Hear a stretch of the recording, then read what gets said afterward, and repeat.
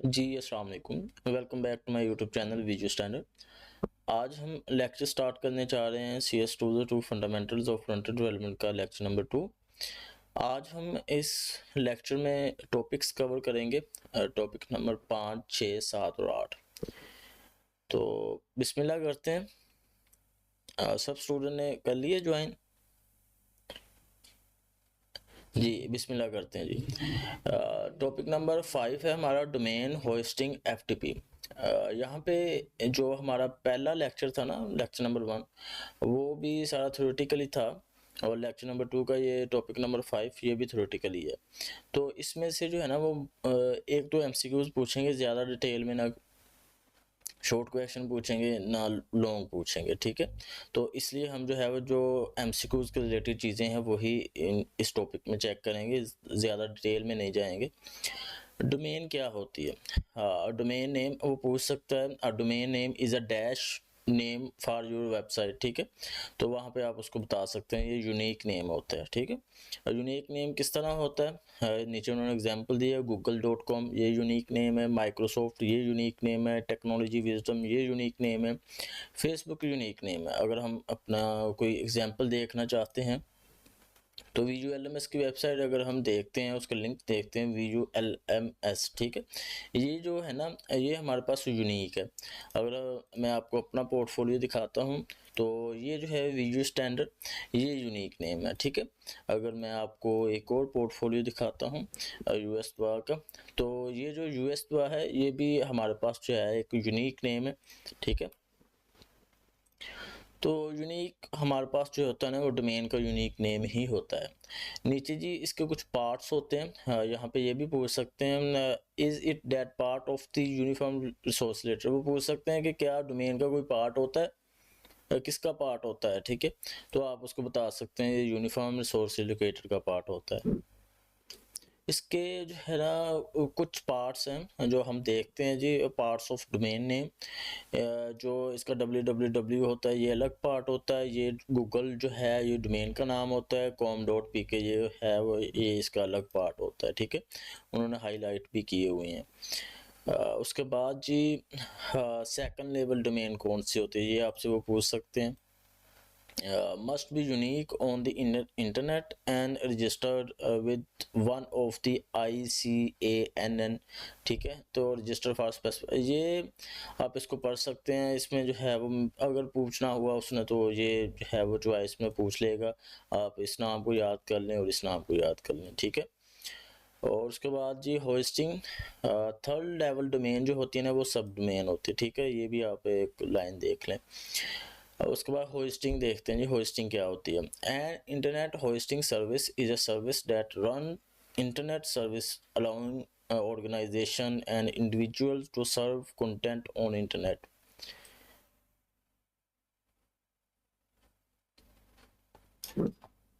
जी बिल्कुल ऐसे ही है। उसके बाद हम देखते हैं जी FTP। FTP का स्टैंड फॉर वो आपसे पूछ सकता है जी, फाइल ट्रांसफ़र प्रोटोकॉल होता है ये, इसका स्टैंड फॉर, और is a standard network protocol. ये स्टेटमेंट पढ़ने से पहले ना मैं आपको बताता हूँ कि ये इस पूरे पैराग्राफ में वो क्या क्या रहा है। ये होता है FTP एक सॉफ्टवेयर, ठीक है। ये फॉर एग्जांपल एक सॉफ्टवेयर है, इसमें हम जो है वो अपने सिस्टम से, ये मेरा सिस्टम है, ये मेरी सिस्टम की फाइल्स हैं, ठीक है। जिस डायरेक्टरी में हम बैठे हैं VU, यहाँ से हम जो है वो लेक्चर रिकॉर्ड कर रहे हैं CS202 के, CS202 के लेक्चर्स हैं, उसमें वीडियोज़ हैं, ठीक है। एक तो प्रोजेक्ट्स जो है वो हम अब बनाएंगे। अगर हमने ये फोल्डर या ये जो है वो फाइल, ये वीडियो हमने अपनी किसी सर्वर पे अपलोड करनी हो, ठीक है, FTP के ज़रिए, तो हम यहाँ से इस चीज़ को उठाते हैं और यहाँ पे पेस्ट कर देते हैं। पहले सर्वर के साथ कनेक्ट होना पड़ता है। वो कैसे कनेक्ट होते हैं? यहाँ पे होस्ट का नाम होता है, ठीक है, यहाँ पे यूज़र नेम होता है, यहाँ पे पासवर्ड होता है, यहाँ पे पोर्ट का नाम होता है। ये 4 चीज़ें हम इंटर करते हैं, कनेक्ट करते हैं। उसके बाद जो है वो हम अपने सिस्टम से कोई भी फाइल यहाँ पे अपलोड कर देते हैं, जो हमारी फाइल जो है वो सर्वर पे डिप्लॉय हो जाती है, अपलोड हो जाती है, जो बैकएंड का काम होता है, ठीक है। जो सर्वर पे हमारी फाइल्स अपलोड होती है ना, वो हमें नहीं दिखती। हमें क्या दिखता है, हमें जो है ये चीज़ें जो है ना, ये बनी हुई चीज़ें ये दिख रही होती हैं। ये कहाँ से दिख रही होती है, हम फाइल अपलोड करते हैं सर्वर पे, जब हम डोमेन खरीदते हैं ना, उस डोमेन की जगह हम जो है उस डोमेन की जो स्पेस होती है उसके अंदर हम जो है वो फाइल्स अपलोड करते हैं। फाइल किसके थ्रू अपलोड की जाती हैं, वो होता है FTP, ठीक है। वो यहाँ पे यही बता रहा है, फाइल ट्रांसफ़र प्रोटोकॉल होता है। फाइल ट्रांसफ़र करने के लिए ये हम यूज़ करते हैं। इसमें उसने बताया standard network protocol use to transfer computer files, ठीक है। कंप्यूटर्स की फाइल्स हम ट्रांसफ़र करते हैं from one host to another host. ये हम ये जो है ये हम एक होस्ट समझ लें, हम जो है वो अपनी फाइल्स यहाँ से किसी दूसरे होस्ट को दे रहे हैं, ठीक है। तो उसके लिए जो दरमियान में हमारे लिए आसानी पैदा करने के लिए जो सॉफ्टवेयर होता है ना, उसको FTP कहते हैं, सिंपल, ठीक है। तो इसके बाद जी FTP is a simple and secure. बिल्कुल FTP जो है बिल्कुल सिंपल है और सिक्योर होता है। सिंपल किस तरह है, बिल्कुल सिंपल है। हमने अपनी डायरेक्टरी यहाँ पे बतानी है और यहाँ से चीज़ उठानी है, उठा के यहाँ पे जो है वो हमने ड्रॉप कर देनी है, तो वो ऑटोमेटिकली अपलोड हो जाएगी। बिल्कुल सिंपल है। File is split into small data packets. Client send the packet to destination after opening a authentication connected. ये मैंने आपको बता दिया डिटेल में कि यहाँ से फाइल उठा कर वहाँ पे हमने जस्ट ड्रॉप करनी है, ठीक है। उसके बाद FTP client is a typically software that allows us to communicate with the server to transfer file using FTP protocol. FTP protocol के थ्रू ही हम जो है वो फाइल ट्रांसफ़र करते हैं और फिर उसको जो है वो सर्वर फाइल को यूज़ कर देता है, ठीक है। कम्युनिकेट करने के लिए FTP जो है हम यूज़ करते हैं क्लाइंट और सर्वर के दरमियान। उसके बाद जी नेक्स्ट टॉपिक है हमारा HTML। यहाँ पे HTML जब हम स्टार्ट करते हैं तो सबसे पहले हम जो है यहाँ पे प्रैक्टिकल करते हैं। तो प्रैक्टिकल करने के लिए हमें एक सॉफ्टवेयर की ज़रूरत है। अगर तो आप लोगों के पास है VS कोड तो गुड, अगर नहीं है तो आप गूगल पे आके यहाँ पे जो है वो VS कोड डाउनलोड लिख के जो है वो उसको डाउनलोड कर सकते हैं। इसके वेबसाइट पे जाना है पहली पे, और वहाँ पे जाके जो विंडो है विंडो पे क्लिक करना है, क्योंकि मोस्टली हम जो है वो विंडो यूज़र ही होते हैं। जैसे आप विंडो पे क्लिक करेंगे ऑटोमेटिकली वो डाउनलोड होना स्टार्ट हो जाएगा। ये डाउनलोड हो रहा है, मेरे के पास डाउनलोड पड़ा है, इंस्टॉल पड़ा है, तो मैं इसको डाउनलोड नहीं करने जा रहा, ठीक है। आप लोगों ने ये डाउनलोड करके सिंपल इसके ऊपर डबल क्लिक करना है और नेक्स्ट नेक्स्ट नेक्स्ट करके ना इसको इंस्टॉल कर देना, ठीक है। बेसिक है, इंस्टॉल कर लें। जिसको नहीं इंस्टॉल करना आ रहा वो मुझे स्क्रीनशॉट सेंड कर दीजिएगा, तो मैं उसको बता दूंगा कैसे इंस्टॉल करना, ठीक है। बेसिक नेक्स्ट नेक्स्ट करके आपने इंस्टॉल कर लेना। इंस्टॉल करने के बाद आपने सिंपल यहाँ पे आना है, आके आपने लिखना है विजुअल VISU। इतना लिखेंगे तो आपके सामने जो है ना ये आ जाएगा विजुअल स्टूडियो कोड। आपने यहाँ पे न्यू विंडो पे क्लिक करके इसको ओपन कर लेना। मेरे पास जो है इसमें 1-2 प्रोजेक्ट्स आएंगे, इस तरह का आपके नहीं आएगा रिसेंट्स में, तो आप लोगों के सामने जो है वो यही चीज़ें आएंगी। तो ये आपका VS कोड ओपन हो गया। मैं आपको आप ऐसे भी ओपन कर सकते हैं, मैं दूसरा तरीका भी बताता हूँ, वो इजी है। उसके थ्रू हम जो है वो इसमें अपना प्रोजेक्ट क्रिएट करते हैं। पहला काम हम यहाँ पे कर रहे हैं अपना प्रोजेक्ट क्रिएट। तो आपने किसी भी डायरेक्टरी पे आ जाना है, ठीक है। मैं जी दिस PC है, मैं D में जाता हूँ, D में जाकर उसामा लर्निंग में जाता हूँ, VU में जाता हूँ, CS202 के लेक्चर्स में जाता हूँ, ठीक है। और यहाँ पे आके जो है मैं एक फोल्डर क्रिएट करता हूँ CS202 प्रैक्टिकल्स, ठीक है। और यहाँ पे मैं एक और फोल्डर क्रिएट करता हूँ CS202, ये लेक्चर 2 इसको कह देते हैं, लेक्चर 02 CS202। इससे आपको आइडिया हो जाएगा ये लेक्चर 2 है, इसका लेक्चर 2 ही लिख देते हैं यहाँ पे, ठीक है। ये हमने एक फोल्डर क्रिएट किया है, इसको आप फोल्डर भी कह सकते हैं, इसको आप एक प्रोजेक्ट भी कह सकते हैं, ठीक है। हमने ये फोल्डर क्रिएट कर लिया। जब ये आप फोल्डर क्रिएट कर लें उसको ओपन कर लेना। ओपन करने के बाद आपने ऊपर टॉप पे ना क्लिक करना है, सिंपल। जब सारा सिलेक्ट हो जाए आपने CMD लिखना है। CMD लिखने के बाद इंटर करना है। इंटर करने के बाद CODE code space dot inter, simple आपका प्रोजेक्ट जो है वो विजुअल स्टूडियो कोड के अंदर ओपन हो जाएगा। इसको आपने क्लोज कर देना है, इसको भी आपने इतना कर लेना है, इसको भी आपने क्लोज कर देना है, ठीक है। सिंपल हमारा प्रोजेक्ट जो है वो बन गया है और विजुअल स्टूडियो कोड के अंदर ओपन भी हो गया है। अब नेक्स्ट काम क्या है? नेक्स्ट काम हमारा होता है HTML की फाइल क्रिएट करना, ठीक है। ये जो इसने बताया है ना कोड, ये हम जो है वो अब प्रैक्टिकल करके देखते हैं, फिर आपको ये चीज़ों की ना ज़्यादा समझ आ जाएगी। सबसे पहले इस कोड को टेस्ट करने के लिए हमें एक HTML की फ़ाइल क्रिएट करना पड़ती है। तो HTML की फ़ाइल क्रिएट करने के लिए हम यहाँ पे आते हैं विजुअल स्टूडियो कोड के अंदर, और यहाँ पे आपने देखना है एक प्लस का आइकन ये लगा है। यहाँ पे अगर हम जाके होवर करते हैं तो यहाँ पे न्यू फाइल का एक ऑप्शन आ रहा है और यहाँ पे न्यू फोल्डर का ऑप्शन आ रहा है। हमें फ़िलहाल चाहिए एक फ़ाइल, तो हम इस पे क्लिक करेंगे। जैसे इस पे क्लिक करेंगे और हमारे सामने एक इनपुट फील्ड टाइप ओपन हो जाएगी। इसमें हमने अपनी फ़ाइल का नाम लिखना है। फ़ाइल का नाम आप कुछ भी लिख सकते हैं, ABC, ठीक है। इससे भी आप अपनी HTML की फ़ाइल क्रिएट कर सकते हैं। XYZ से भी आप अपनी HTML की फ़ाइल क्रिएट कर सकते हैं। आप अपने नेम से भी कर सकते हैं, ठीक है। चाहे उसामा से कर लें, अपने नेम से कर लें, ठीक है। हम यहाँ पे जो है वो फाइल क्रिएट कर रहे हैं जी लेक्चर 2 से, 2 के नाम से, ठीक है। इतना हमने लिख लिया। जो भी आपने फाइल का नाम लिखना है वो आप लिख सकते हैं। उसके बाद एंड पे आपने .html लगाना है। जब आप .html लगाएंगे तो वो HTML की फाइल क्रिएट हो जाएगी, ठीक है। तो वो आपको MCQ में पूछ सकता है कि HTML की फाइल क्रिएट करने के लिए कौन सी एक्सटेंशन यूज़ की जाती है। तो आपने सिंपल वहाँ बता देना है .html की फ़ाइल क्रिएट की जाती है, ठीक है। .html की एक्सटेंशन यूज़ की जाती है HTML की फ़ाइल क्रिएट करने के लिए। ये हमने HTML की फ़ाइल क्रिएट कर ली। अगर आप यहाँ से कोड उठाना चाह रहे हैं, यहाँ से उठा लें। अगर आप यहाँ पे मैनुअली लिखना चाह रहे हैं, मैनुअली लिख लें। हमें जो है वो ज़रूरत नहीं है लिखने की। हम Shift 1 प्रेस करते हैं तो बॉयलरप्लेट कोड जो है वो ऑटोमेटिकली कोड हमारे पास आ जाता है। इतना कोड, ये बेसिक कोड होता है, हर पेज के अंदर यही कोड यूज़ होता है, ठीक है।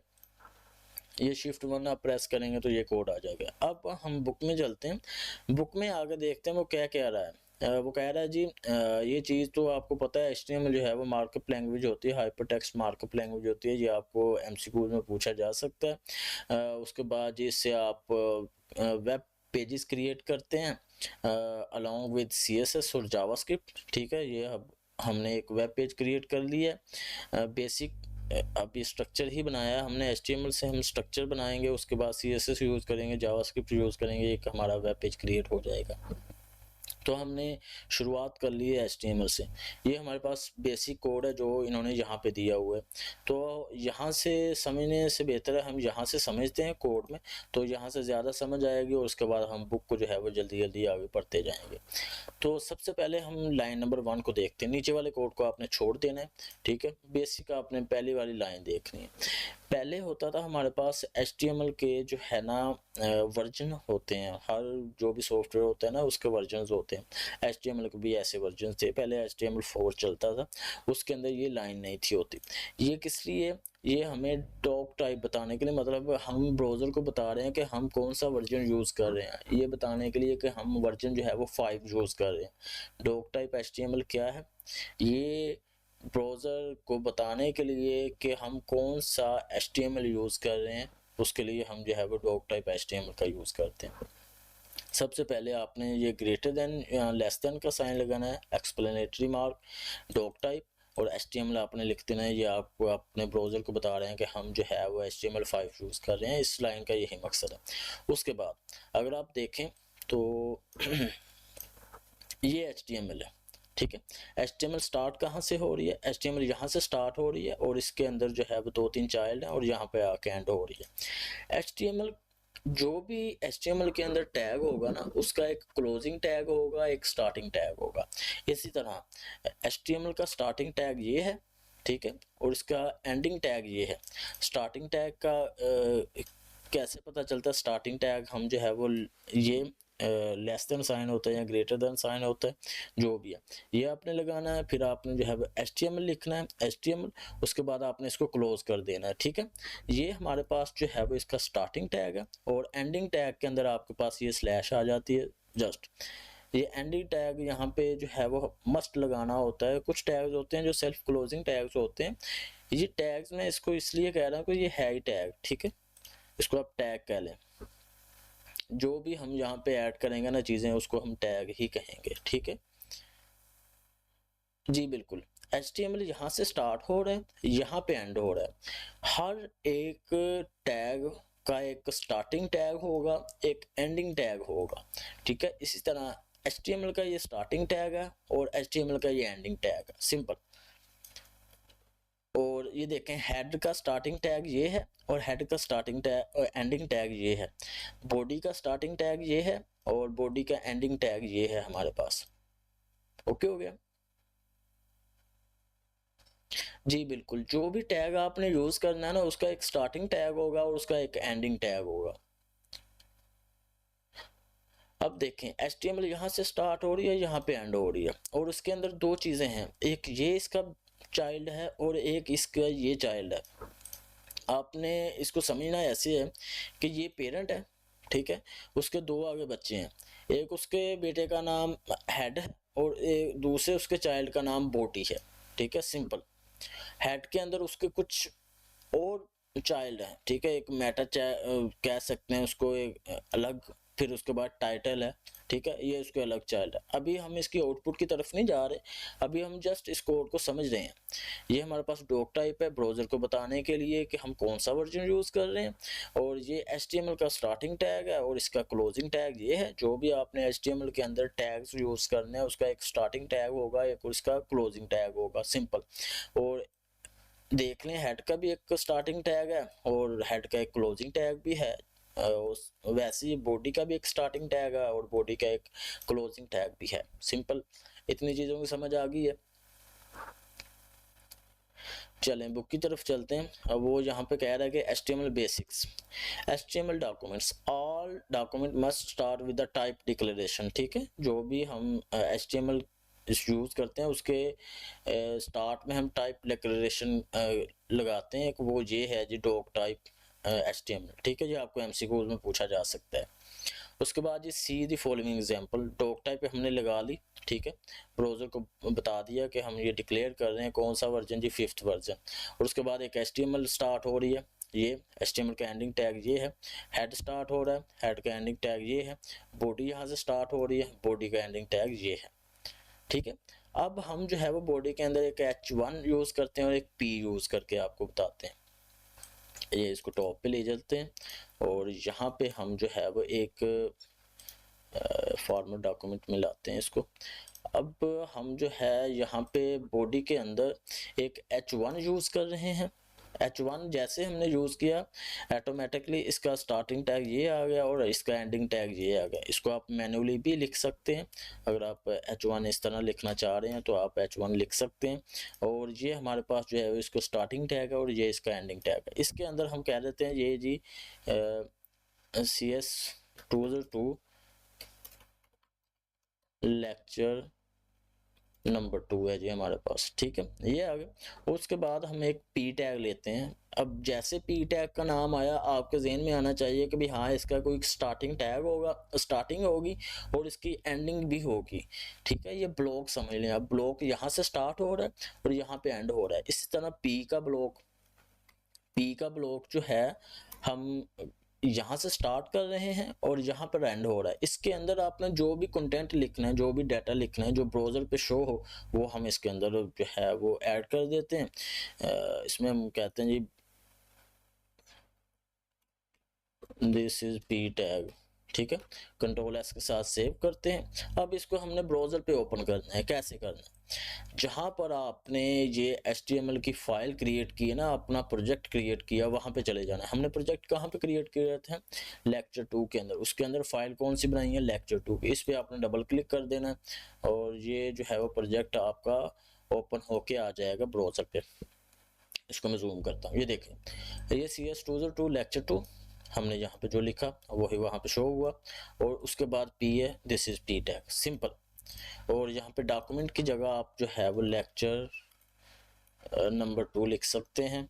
ब्राउज़र पे जाके आपने पेज को रिफ़्रेश करना है। जैसे आप रिफ़्रेश करेंगे तो ऊपर वो देखें टाइटल में आ रहा है लेक्चर नंबर 2, ठीक है। तो ये टाइटल होता है, टाइटल आपके बिल्कुल टॉप पे शो होता है पेज के, और उसी तरह ये हेडिंग है और ये पी टैग है। सिंपल, ये ब्राउज़र का डॉक्यूमेंट है, ये आप यहाँ पे कुछ भी लिखेंगे वो ब्राउज़र पे जाके शो होगा।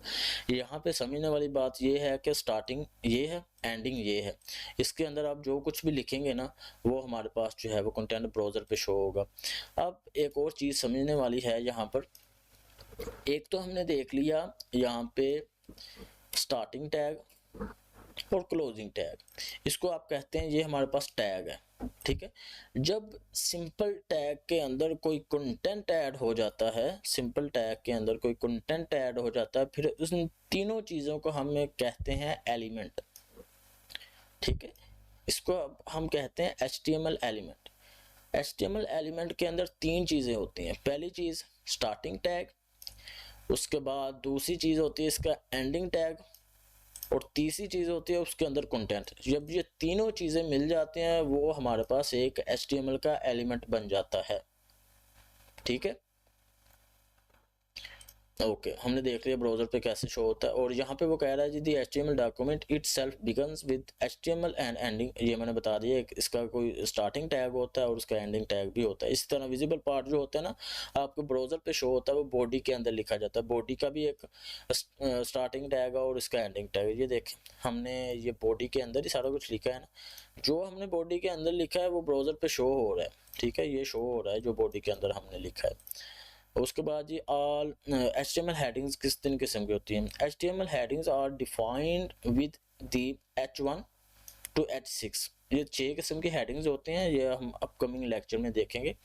उसके बाद HTML पैराग्राफ्स क्या होते हैं। HTML paragraph are defined with the P tag, P tag के थ्रू हम जो है HTML का पैराग्राफ डिफाइन करते हैं, जिसके अंदर हम काफ़ी ज़्यादा अपना पैराग्राफ कंटेंट लिख सकते हैं। अगर आपने कंटेंट यहाँ पे लिखना भी है तो मैं आप लोगों को डमी कंटेंट यहाँ पे लॉरम 100, ठीक है। ब्राउज़र पे चलते हैं, जाकर रिफ्रेश करते हैं तो ये देखें इस तरह पैराग्राफ जो आते हैं ना हमारी वेबसाइट्स में वो हम जो है वो पी टैग में लिखते हैं। ये डमी टेक्स्ट है, इसको आपने जो है वो इतना सोचना नहीं है कि ये कहाँ से आया, कैसे आया, क्यों आया, ठीक है। उसके बाद जो है पी का एक स्टार्टिंग टैग होता है, क्लोजिंग टैग होता है। वो आपसे पूछ सकता है HTML में पैराग्राफ किस तरह का होता है, कैसे डिफाइन करते हैं, तो आपने सिंपल पी टैग का यूज़ करना है। HTML इमेजेस, HTML इमेज अभी हम लगा के नहीं देखेंगे, HTML इमेज के बारे में आपको बता देता हूँ मैं। HTML image are define with the IMG tag, ठीक है। IMG टैग का हम यूज़ करते हैं इमेज को अपनी ब्राउज़र में यूज़ करने के लिए। सिंपल, इसके अंदर एक SRC होता है और उसके अंदर एक आल्ट होता है। ये अब हम जो है जब इमेज लगाएंगे ना फिर आपको मैं बताऊंगा आल्ट क्या होता है और सोर्स क्या होता है, विड्थ क्या होती है और हाइट क्या होती है। हाँ अभी भी लगा सकते हैं, मैं कह रहा था लेक्चर, चलें कोई नहीं, मैं अभी लगा के आपको दिखा देता हूँ। इमेज अब हमने कैसे लगानी है। इमेज लगाने के लिए आपके पास इमेज होनी चाहिए, ठीक है। इमेज आप कहीं से भी ले सकते हैं, कोई भी इमेज आपने अगर अपने ब्राउज़र के अंदर यूज़ करनी है तो आप जो है वो अपने प्रोजेक्ट के अंदर रखते हैं। ये हमारा प्रोजेक्ट है, जब तक यहाँ पे इमेज नहीं होगी उसको आप जो है वो गेट नहीं कर सकते, इमेज को आप नहीं यूज़ कर सकते। तो यहाँ पे इमेज लाने के लिए हम कोई भी इमेज यूज़ कर सकते हैं। यहाँ पे अगर हम जो है वो इमेज लाना चाहें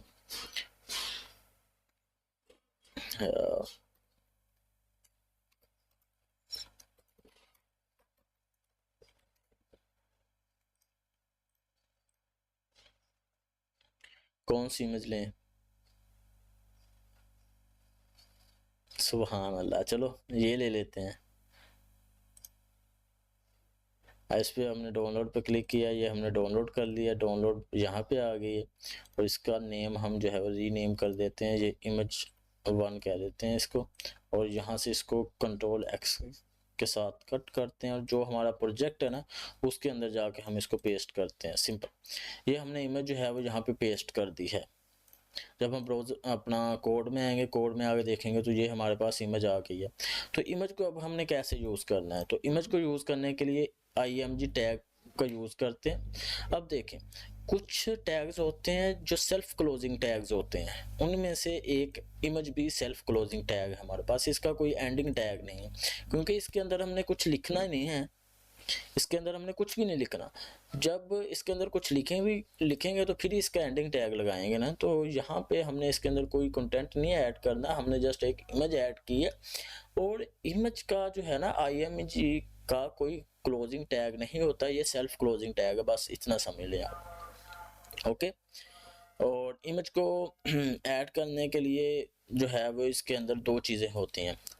एक चीज़ यहाँ पे होती है इमेज का पाथ। अब इमेज कहाँ पे पड़ी है उसको कैसे यहाँ पे लाना है, उसके लिए हम यूज़ करते हैं SRC। यहाँ पर जो भी टैग के अंदर एक्स्ट्रा चीज़ हम यूज़ कर रहे होते हैं ना, एक्स्ट्रा चीज़ ऐड कर रहे होते हैं, वो हमारे पास होता है एक एट्रीब्यूट। एक्स्ट्रा कोई भी वैल्यू हम जब देते हैं किसी भी टैग को, उसको हम कहते हैं एट्रीब्यूट। ये आपको समझाने के लिए है। एडिशनल इंफॉर्मेशन कह लें आप इसको, कि टैग के अंदर हम जब एडिशनल इंफॉर्मेशन ऐड करते हैं ना कोई भी, वो हमारे पास होता है एक एट्रीब्यूट। ठीक है, अब देखें, अब ये HTML का टैग है, इसके अंदर हमने एक एडिशनल इंफॉर्मेशन दी है, क्या कि लैंग्वेज उसको बताया कि इंग्लिश। ठीक है, ये जो लैंग्वेज इंग्लिश हम इसको बता रहे हैं ना, एक एडिशनल चीज़ बता रहे हैं, वो हमारे पास एक एट्रीब्यूट है।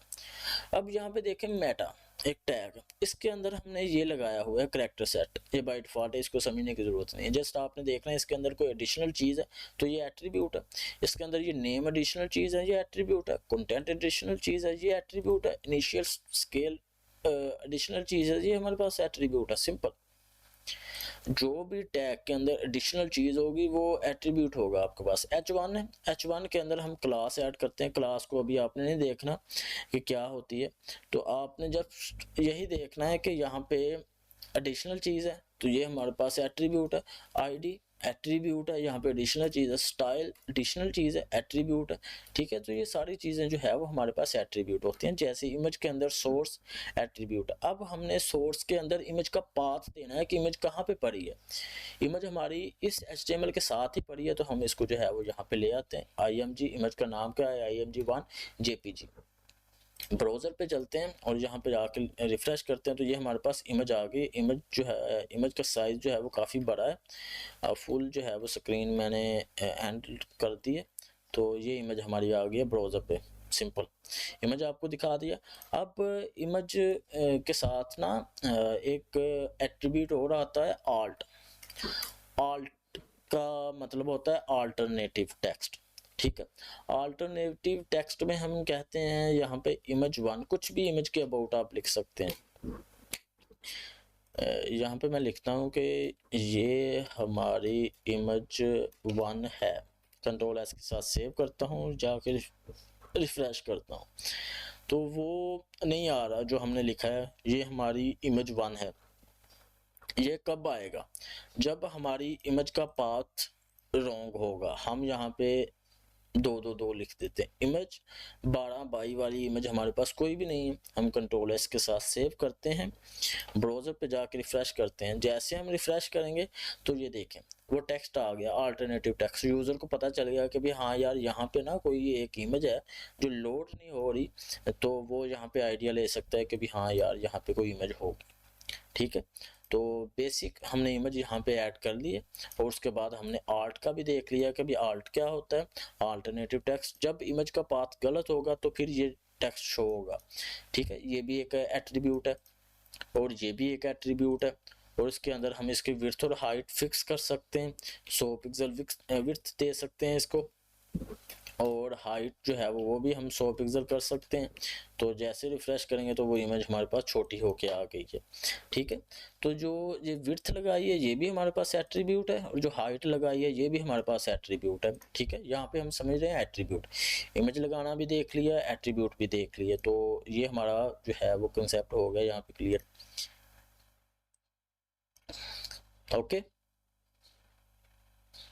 जस्ट जो, हाँ जी, जो एक्स्ट्रा चीज़ होगी ना, एडिशनल चीज़ होगी, वो हमारे पास एट्रीब्यूट है, जैसे ये एट्रीब्यूट्स हैं। ठीक है, नेक्स्ट चलते हैं। नेक्स्ट टॉपिक है हमारा जी एलिमेंट्स क्या होते हैं और एट्रीब्यूट्स क्या होते हैं।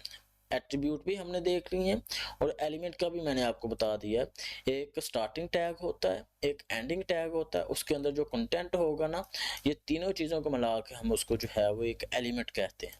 अब यहाँ पे अगर आपने पढ़ना है तो पढ़ सकते हैं। यहाँ पे उसने कहा है कि HTML एलिमेंट जो है उसका एक स्टार्ट टैग होता है और उसका एक एंड टैग होता है और उसके अंदर एक कंटेंट होता है, ठीक है। वो कंटेंट किस तरह का होता है, पी टैग कहते हैं, उसने डमी टेक्स्ट किया दिया हुआ है, ठीक है। Nested HTML element, nested HTML element हमने देख लिया। अब देखें HTML यहाँ पे पेरेंट है, उसका चाइल्ड हेड है, उसका चाइल्ड बॉडी है, ठीक है। और HTML यहाँ पे ख़त्म हो रहा है। HTML के कितने चाइल्ड्स हैं यहाँ पे अगर आप देखें तो HTML के 2 चाइल्ड हैं, एक हेड है और एक बॉडी है, ठीक है। ये नेस्टेड HTML है आपके पास। अब बॉडी देखें, बॉडी के अंदर कितने चाइल्ड हैं, एक H1 है, एक P है, एक इमेज है, ये तीनों इसके चाइल्ड हैं, तो ये नेस्टेड HTML है। अगर आप इसको एक और एग्जांपल देखना चाहिए, P है, P के अंदर एक और P है, P के अंदर एक और P है, P के अंदर एक और P है, तो ये हमारे पास जो है वो एक चेन बन रही है जिसको आप कहते हैं ये नेस्टेड HTML है और कुछ भी नहीं है, ठीक है। पढ़ने की ज़रूरत नहीं है, उसने ये कह दिया है कि बॉडी के अंदर 2 चाइल्ड हैं, तो दोनों चाइल्ड जो है वो उसके नेस्टेड है। The body element define the document body. It has a start tag, उसका एक ending tag होता है। The HTML content is 2 other HTML element, एक P होता है, एक H1 है, एक P दे दिया उसने बेसिक, इसके 2 चाइल्ड बताए हुए हैं। तो उसने आगे बता दिया the H1 element define a heading, ये heading के लिए डिफाइन किया जाता है, ये आपके MCQs में पूछा जा सकता है। H1 इसका भी एक स्टार्टिंग टैग होता है, क्लोजिंग टैग होता है और इसके अंदर हमारा कंटेंट जो होता है, ये जब ये तीनों चीज़ें मिलती हैं वो हमारे पास एक एलिमेंट बन जाता है। इस तरह उसने P की एग्जांपल दी है। P जो है वो पैराग्राफ को डिफाइन करने के लिए यूज़ किया जाता है।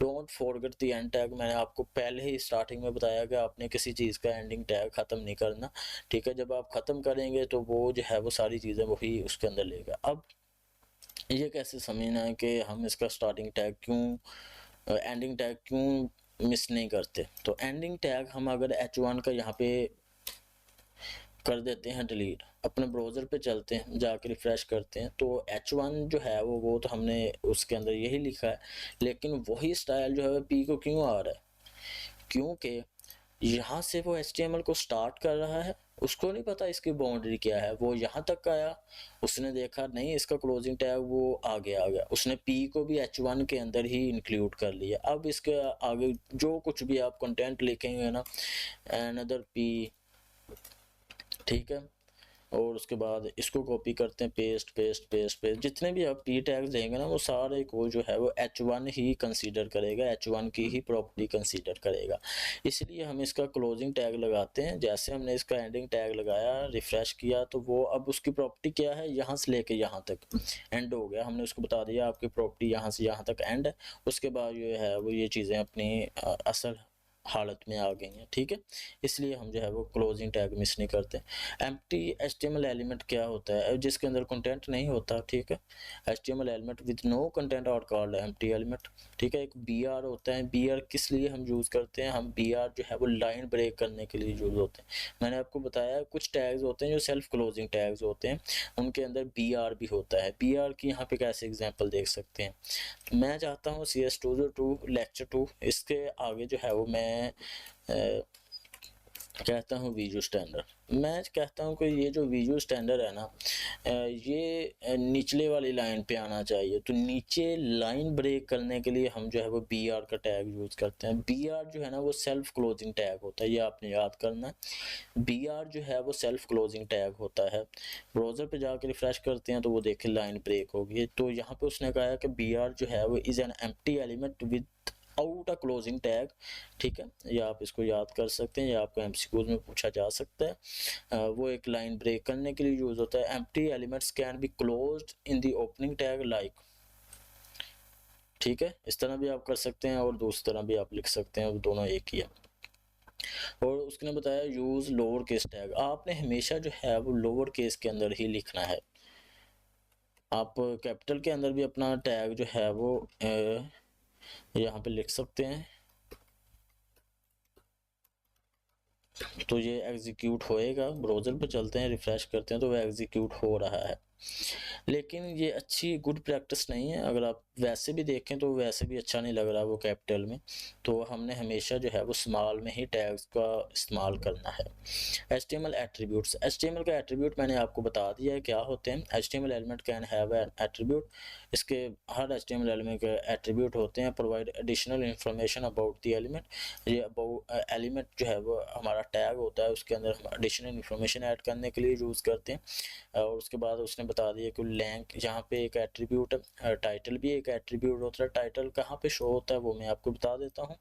यहाँ पर जो है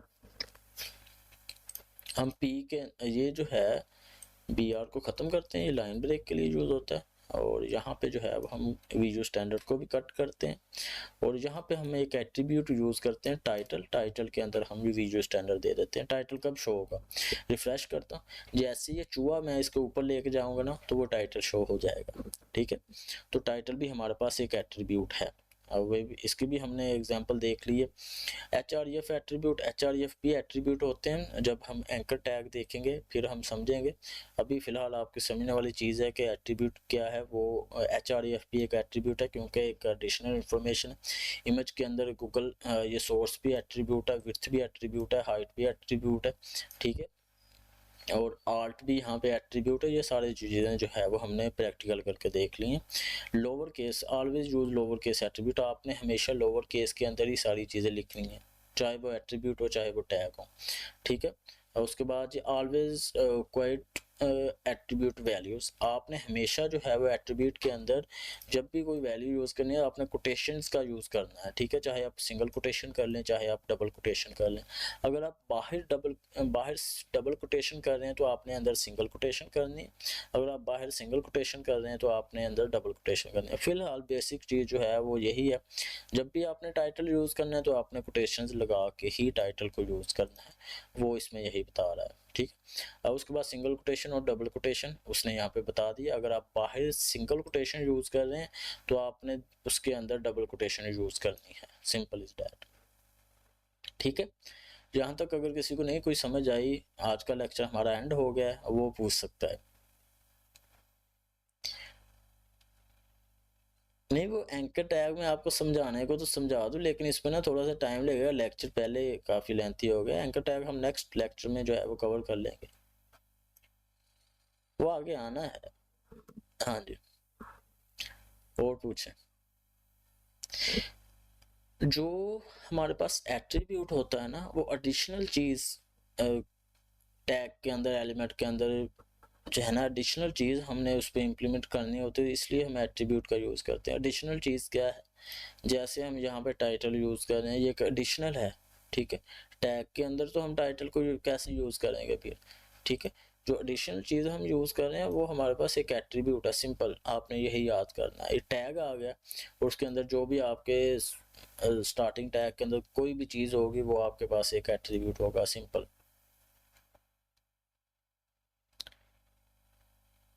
जी, यहाँ पे लैंग्वेज में आप कुछ भी लैंग्वेज दे सकते हैं। इंग्लिश दे सकते हैं, इंग्लिश US दे सकते हैं। आप जो है वो कोरियन कोई लैंग्वेज यहाँ पे सिलेक्ट कर सकते हैं। जो भी आपका दिल करे यहाँ पे आप सिलेक्ट कर सकते हैं।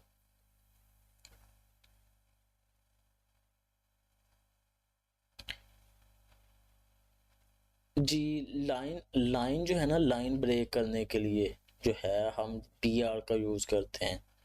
BR यहाँ पे बेसिकली जो है ना हमारे पास अगर कंटेंट ज़्यादा हो, लाइक हम जो है वो यहाँ पे इसी कंटेंट को जो है कॉपी पेस्ट करते हैं,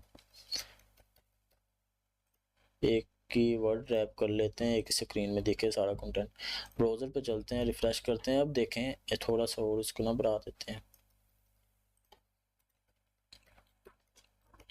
ये हमारे पास आ गया। मैं चाहता हूँ कि यार मेरा कंटेंट जो है ना वो यहाँ तक आए एक लाइन में, और उसके बाद जो है वो इस के आगे जो है वो मेरा कंटेंट यहाँ तक लाइन ब्रेक करके नीचे आए। तो उसके लिए हम जो है वो CSS का भी यूज़ कर सकते हैं और हम यहाँ पे BR का भी यूज़ कर सकते हैं। सिंपल BR यूज़ करेंगे तो BR जो है वो यहाँ पे यूज़ करते हैं, फिर समझ आएगी। ठीक है, वो लाइन ब्रेक करके आ गया। सिंपल, नीचे लाइन ब्रेक के लिए ही हम इसको यूज़ करते हैं। चले, ठीक है, आज के लेक्चर में इतना ही। अगर किसी को कोई चीज़ ना समझ आई हो तो वो व्हाट्सएप ग्रुप पे मैसेज करके पूछ सकता है, तो मैं आपको जो है ना वो फुल गाइड करूँगा इंशाल्लाह। और ये आपने प्रैक्टिस करनी है। जब आप प्रैक्टिस करेंगे तो आपकी चीज़ें जो है वो काफ़ी और अंडरस्टैंडिंग हो जाएगी आप लोगों को इनमें, तो आपने टेंशन नहीं लेनी। नेक्स्ट लेक्चर जो है वो हम लेक्चर नंबर 3 स्टार्ट करेंगे, जिसके अंदर जो है वो डिटेल के साथ पैराग्राफ, एलिमेंट्स, एट्रीब्यूट, ये सारी चीज़ें हम जो है वो डिटेल के साथ पढ़ेंगे। और जो आप ऐसे कह रही हैं कि एंकर टैग समझा दें, एंकर टैग समझा दें, वो भी हम जो है वो अपकमिंग लेक्चर्स में एंकर टैग को आपको अच्छे से समझाऊंगा, फिर आपसे जो है वो प्रैक्टिकल भी करवाऊंगा। ठीक है। चले ठीक है, ओके, अल्लाह हाफिज़।